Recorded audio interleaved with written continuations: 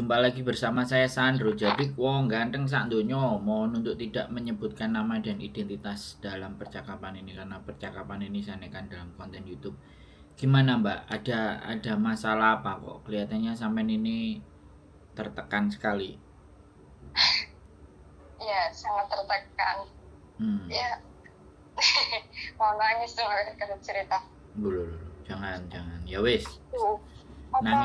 nangis aja dulu gimana? Kalau seandainya minggu ya, kan kalau libur hari Minggu. Terus itu kalau langsung pulang ke Indonesia bisa nggak ya Kak? Aduh. Itu di bandaranya itu loh, maksudnya apa? Gimana ya, di bandaranya lolos apa enggak gitu? Oke. Kan itu belum dibuatin KTP juga, kan udah baru 2 bulan tapi belum dibuatin KTP saya di sini. Oke. Saya boleh ngomong nggak? Halo? Oke, gimana? Saya boleh ngomong nggak?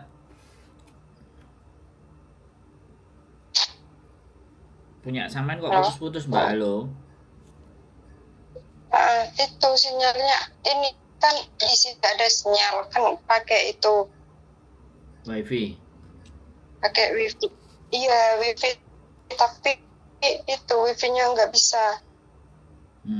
Kemarin kan itu nggak boleh pegang HP, kalau pegang HP itu dimarahin. Oke ya. Untuk masalahnya sampean ini ya, tertekan, pekerjaan terlalu banyak, terlalu berat dan ABCD ya. Kalau saran saya ya Mbak, tapi saya ngomong sampean denger kan? Kalau saya ngomong sampean denger nggak? Dengar dia. Oke lah, sampean dengerin ya. Jadi saran saya jangan kabur. Jadi kayak sampean ini maunya kabur. Saran saya jangan kabur.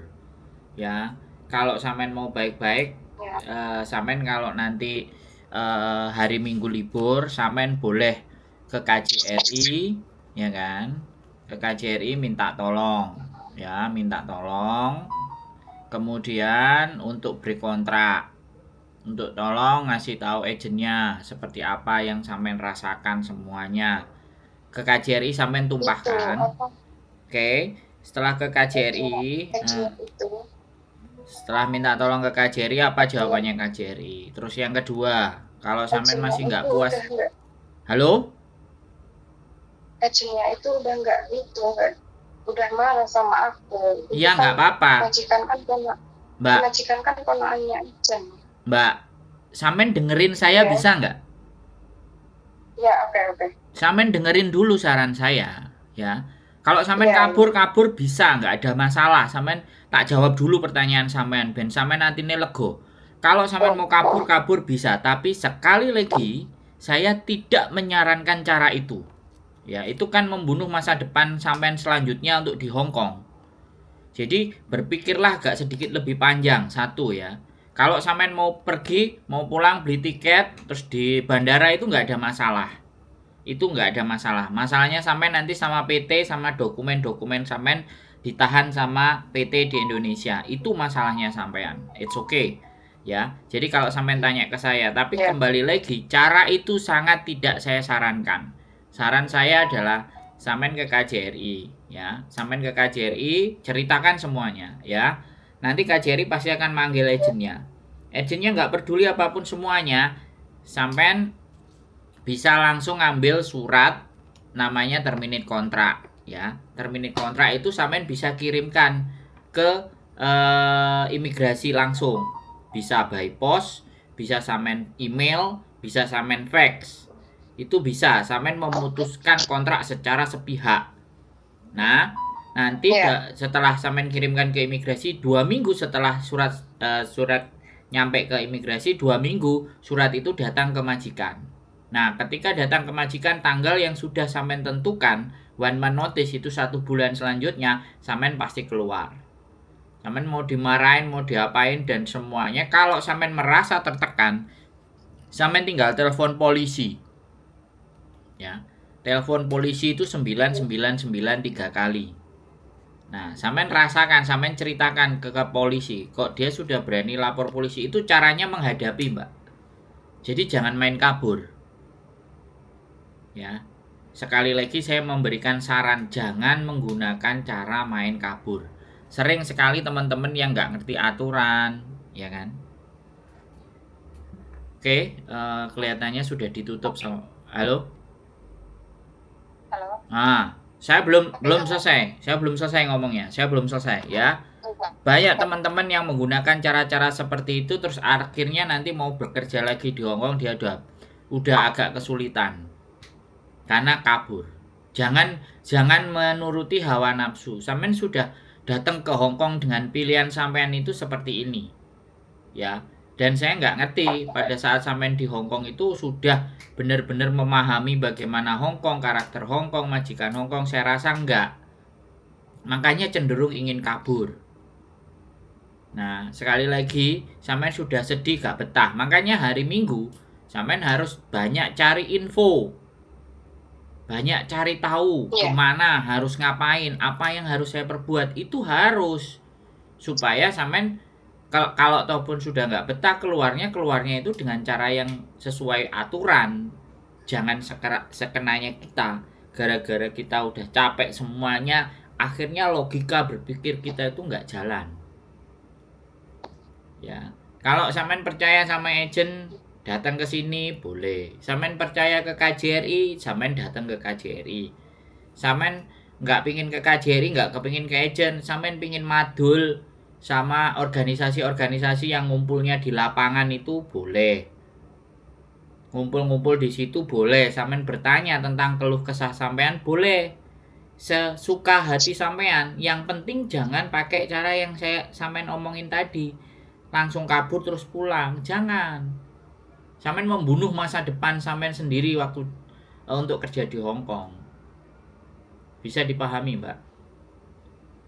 Bisa. Tapi kalau seandainya ini ya terjadi saya kabur terus di bandara kan cuma bawa paspor sama itu kan kontrak kerja dan itu sebagainya visa itu, tapi itu bermasalah nggak ya? Maksudnya kena polisi apa gimana gitu? Ya kalau sampean keluarnya ya, ini tak kasih tahu sampean masih mau memaksa pakai cara itu, ya silakan tak ceritain. Sebenarnya saya nggak boleh ngasih tahu cara sampean, tapi saya daripada sampean gila ya, aku memahami perasaan gila sampean. Sekali lagi saya ceritakan, kalau sampean keluarnya jam 8, tiket sampean jam 10, jam 11, jam 12, sampean libur, sampean pulang, itu tidak ada masalah, Mbak. Yeah. Itu tidak ada persoalan. Ya, yang menjadi persoalan adalah the next. Dia telepon polisi, ya majikan sampean bilang kok nggak pulang setelah 1 malam 24 jam dia telepon polisi. Setelah telepon polisi, nah polisi kan pasti mencari dan polisi ngelihat data ternyata sampean sudah keluar naik pesawat jam sekian. Itu pasti terdata. And the end, polisi akan menginformasikan ke majikan. Nah, setelah melaporkan ke majikan, majikan membuat rekod buruk sampean. Memberikan catatan buruk kepada sampean. Bahwa anak ini kabur dari rumah saya. Apapun alasannya, imigrasi pasti menerima laporan dari majikan. Karena memang dia cross check juga ke imigrasi. Karena dia juga imigrasi. Dia cross check datanya ternyata sampean keluar melalui bandara. Artinya sampean itu kabur. Iya. Dan itu membuat rekod sampean jadi catatan. Kita nggak bicara blacklist. Tapi kemungkinan sampean balik ke Hongkong lagi 1 tahun lagi. Ya, itu pikirannya udah nggak mau kesini lagi. Ya, hari ini sampean bilang kayak gini. Tapi suatu saat 2-3 tahun lagi, ya nggak apa-apa. Karena sampean sekarang lagi kalut. Nggak apa-apa. Saya menyadari. Saya sangat paham perasaan sampean, ketidakterimaan hati sampean. Artinya sampean tidak siap menghadapi Hongkong yang pertama, yang kedua sekali lagi, ya sampean nggak tahan, nggak siap Dan artinya mental sampean sudah jatuh, drop, kena. Dan tidak ada orang di sekitar sampean yang memberikan dukungan dan dorongan semangat. Nah ini sampean jadi salah satu orang-orang yang gagal berjuang di Hong Kong. Menurut saya gagal untuk saat ini dan 1-2 tahun. Tapi nggak tahu untuk kemudian hari. Karena biasanya menurut saya catatan itu valid masih 1 tahun. Tapi kembali lagi ketika sampean kabur, nantinya ketika berproses lagi ke Hong Kong, agennya waktu mau menurunin visa imigrasinya pasti akan ngasih surat ke agensinya menanyakan ada masalah apa dengan anak ini, karena data udah masuk. Kalau saya sekali lagi saya nulis 1 month notice. Kalau sampean nggak mau 1 month notice dan nggak betah, duit sampean 1 bulan gaji sampean kembalikan ke majikan. Jadi itu aku udah pernah bilang itu mau bayar 1 bulan gaji yang gaji ini gitu ya. Gaji ini mau tak kasih, tapi dia bilang kalau mau bayar harus kali 3 kali. Kan ada. Mau itu dia mau ambil cecil itu pembantu lagi. Kalau aku mau keluar gitu, terus nunggunya kan pasti 3 bulanan. Nah, terus aku disuruh ganti bayar itu 3 kali gaji. Tidak ada peraturan Hong Kong seperti itu, Mbak. Nah, ini yang sampean harus tahu. Kalau sampean mau keluar ya cuman batu bulan gaji. Hari itu juga ya sampean ke agent, dan ingat ya sekali lagi, jangan ngasih ke majikan tanpa ada surat tanda terima apapun. Ya jelas majikan sampean rugi. Yang jelas majikan rugi ngejeng sampean itu. Karena dia nggak mau rugi minta 3 kali. Lah sampean dapat duit dari mana? Suruh bayar dari apa? Minta orang Indonesia. Maka dari itu kan. Loh, iya makanya saya bilang sama sampean. Intinya sampean itu wis jutek, Mbak. Wis males tapi sampean nggak ngerti aturan. Nggak ngerti tata aturan Hong Kong kayak gimana. Ini yang mau coba saya jelaskan. Makanya sampean harus timbang naik turun. Pikiran sampean sudah sangat emosi. Sudah sangat nggak kuat. Ya, sudah menolak gitu loh, Mbak, intinya.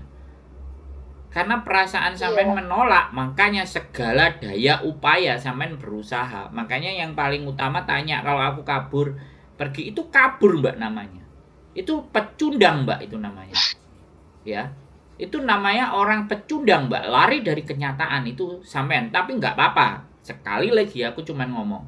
Saya tidak menginginkan, ya sekali lagi saya tidak menginginkan sampean untuk jadi pecundang. Makanya saya ngajak ngomong sampean, ngajak telepon sampean. Nggak mau saya balas cuma WA.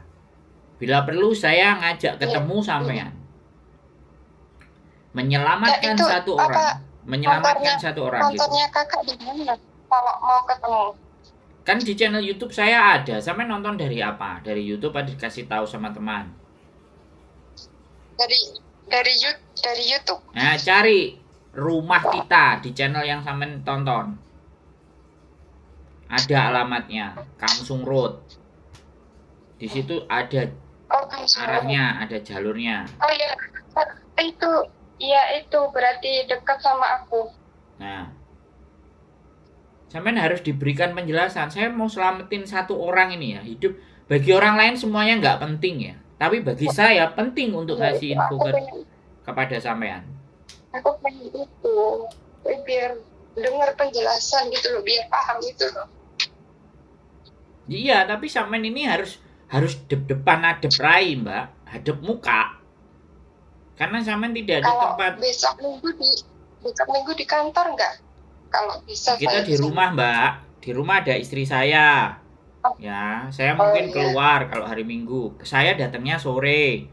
Sampean ada istri saya, ada teman-teman nanti yang datang ke sini biasanya jam 11, jam 12, makan bareng. Udah, sampean tumpahin aja sama siapapun yang ada di rumah sini. Toh pun mereka juga nggak maksud saya mereka juga nggak terlalu terbebani ketika sampean ceritain, karena mereka semuanya pernah mengalami apa yang sampean rasakan.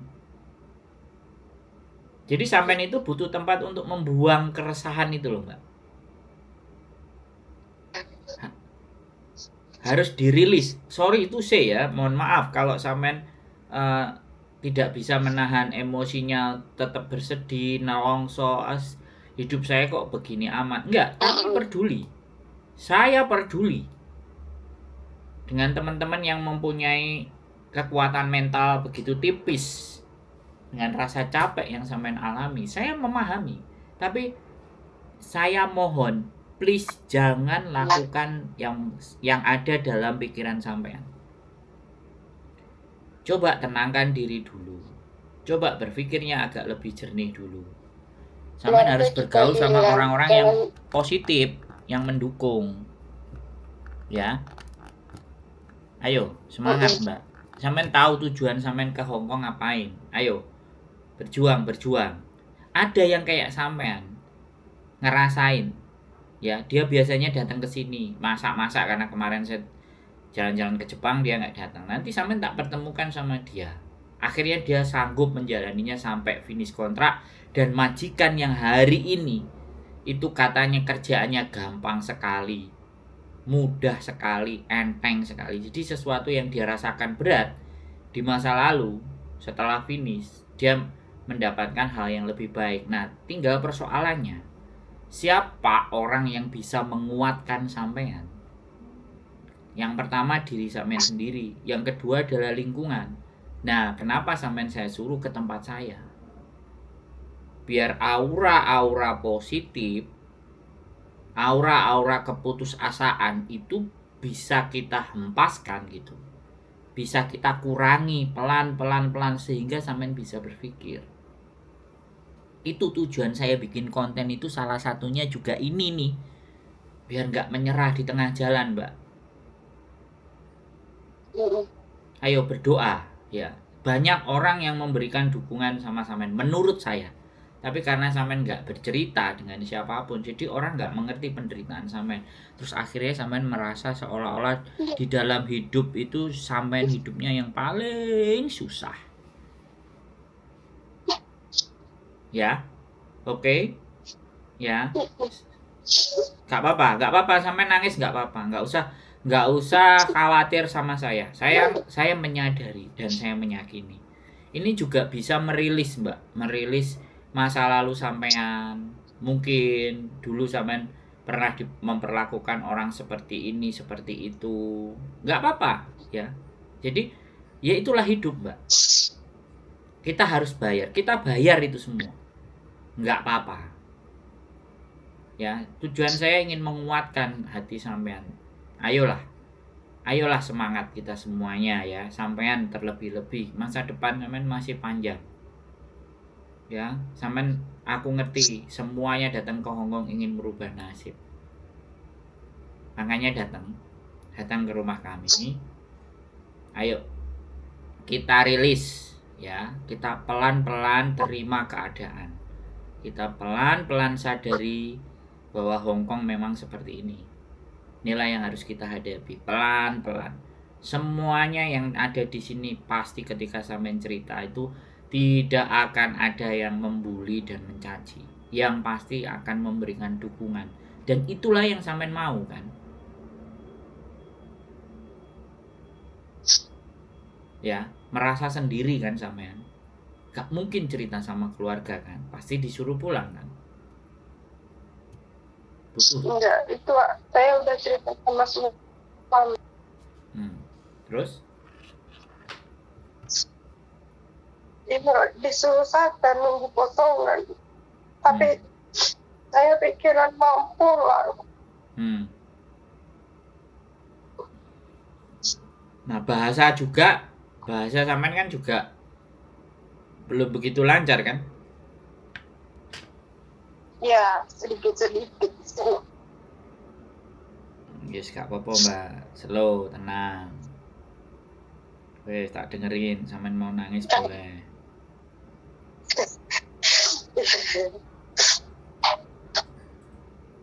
Itu kemarin dia bilang aku mau pengen kabur, terus nanti di bandaranya kena polisi, malah yang di Indonesia itu susah, terus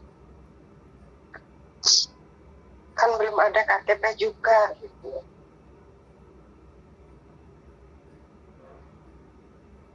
Itu nggak ada masalah Mbak, sekali lagi. Berarti kalau di bandaranya nggak ada masalah, tinggal bawa itu aja paspor dan itunya sebagainya. Iya, nggak ada masalah. Masalahnya adalah catatan dan rekod sampean. Udah, masalahnya cuman itu. Terus yang kedua, katanya itu. Duh, iya itu rekod Mbak. Kalau sekali lagi tak omongin ya, karena sampean masih sedih, jadi nggak konsentrasi. Iya. Makanya sampean libur datang ke sini. Kalau sampean masih sedih, kita omong-omongan masih sedih kayak gini, konsentrasi sampean buyar sudah. Yang ada itu cuman, duh kayak gini udah nggak kuat, aku mau lari aja dari kenyataan. Banyak yang kayak sampean itu, banyak. Nggak cuman sampean doang. Semuanya 90% TKW Hongkong itu mengalami apa yang sampean rasakan, apalagi nggak bisa bahasa.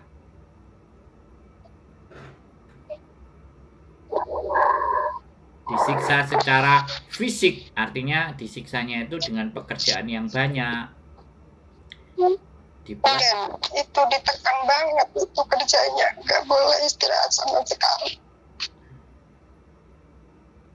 Sebenarnya nggak apa-apa istirahat, cuman sampean kan nggak tahan orangnya dibentak-bentak, kan itu persoalannya kan. Diteriakin loh dengan suara keras itu kan sampean nggak biasa, ya kan? Iya nggak? Iya. Nggak mungkin dia marah-marah. Kalau lagi mau makan itu ada aja disuruh ini makan aja cuma 5 menit. Bantah Mbak. Ya ada 10 menit. Bantah. Udah nggak usah didengerin, tetap makan aja. Kalau dia teriak-teriak ya udah, telinganya sumpelin apa gitu, terus sampean tetap makan aja. Kalau dia mulai main tangan, telepon 999. Nama sampean, alamat sampean, majikan sampean harus tahu. Sesekali mereka itu harus dilawan, sesekali. Kalau sampean ngerasa benar-benar capek, sesekali dilawan. Kalau dia udah mulai main tangan, sampean merasa tertekan, nggak apa-apa, sampean telepon polisi aja. Sampean merasa terancam, nggak apa-apa. Masalahnya biasanya teman-teman telepon polisi nggak berani, nggak bisa ngomong, ya nggak? Iya. Nah, udah saya itu sering yang curhat-curhat kayak gitu tuh sering Mbak. Makanya saya bilang, makanya belajar bahasa. Kalau nggak bisa belajar bahasa, saat pegang HP, ya kan, sampean tulis saya minta tolong. Sampean tulis dalam bahasa Indonesia, sampean translatein ke dalam bahasa Inggris atau ke bahasa Cina. Nah, setelah ditranslate, screenshot tulisannya. Begitu polisi datang, kasih itu HP-nya sama polisi. Atau sampean catat di buku kalau sampean HP-nya dipegang. Sampean tulis pelan-pelan, polisi datang kertasnya kasihkan. Saya nggak bisa ngomong, ini kamu baca, ini perasaan saya. Gitu, itu kan cerdas namanya Mbak. Ya, kalau itu sampean, iya kan itu ngomongnya pakai translate. Lah ya, sekali lagi sampean belajar ngelawan. Masalahnya ini, dia 1 tahun ini udah ganti 3 kali saya. Saya nggak peduli. Semua itunya. Mbak, saya nggak peduli mau 10 kali, mau 20 kali, saya nggak peduli. Yang saya pikirkan bukan majikan, yang saya pikirkan sampean. Jangan mencari pembenaran. Saya tidak akan membela sampean dan tidak akan membela majikan. Enggak. Tapi saya mendudukkan persoalan ini pada semestinya. Selama datang di Hongkong, sampean harus tahu peraturannya. Sampean harus paham tata aturan. Bagaimana kalau keluar dari majikan? Bagaimana tata caranya? Gitu loh Mbak. Yang harus sampean pahami itu. Sampean nonton konten saya kan juga baru-baru paling. Iya kan? Ini baru ini. Nah. Baru-baru di sini. Nah, Kalau sampean ngertinya dari sejak di Indonesia apa enggak sudah kuat mentalnya sampean? Belum tahu kalau dari Indonesia belum tahu. Makanya Kan kemarin buka YouTube itu kok konten ini terus tak lihatin semuanya, tak lihat terus ada nomor WA, ayo udah tak catat. iya, saya juga paham. Tadi sampean juga nelpon, saya lagi meeting soalnya. Makanya nggak bisa saya angkat. Iya. Jadi Itu nggak kan apa-apa. Libur silahkan datang. Ayo kita bahas satu persatu untuk bagaimana cara melawan situasi keadaan dan kondisi dan bagaimana cara bertahan. Tapi sekali lagi ya. Ya, ini yang saya sarankan. Tapi kalau sampean sudah merasa bahwa sampean tetap mau kabur, ya sudah. Intinya saya menjadi manusia tidak bertanggung jawab atas hidup sampean, tapi saya berusaha membuat dan memberitahu, menginformasikan dan menyarankan agar tidak melakukan cara itu. Tapi itu kalau ini sudah menjadi pilihannya sampean, ya sudah. Intinya kan di situ aja. Saya nggak mau memaksa sampean harus. Tapi mau melakukan, ya. Tapi kalau mau melakukan itu kepikiran anak lu di rumah. Kalau itu seandainya saya kena, nggak ada masalah, Mbak. Tak bilangin sampean mau kabur itu nggak ada masalah. Nggak ada masalah dalam posisi kaburnya. Masalahnya adalah catatan sama rekod, kan sudah saya sampaikan sama-sama. Tak ulangi lagi. Iya, itu kan ibuku kan itu kan ibuku sama tanteku itu pengalaman Hongkong kan. Dia itu bilang nggak usah kayak gitu, nanti kalau di bandara kena polisi nanti malah di penjara di Hongkong susah semuanya gitu. Katanya dicek itu data-datanya.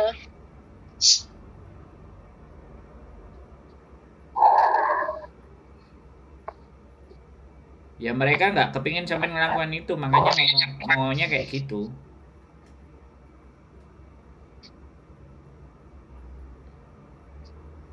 Ya.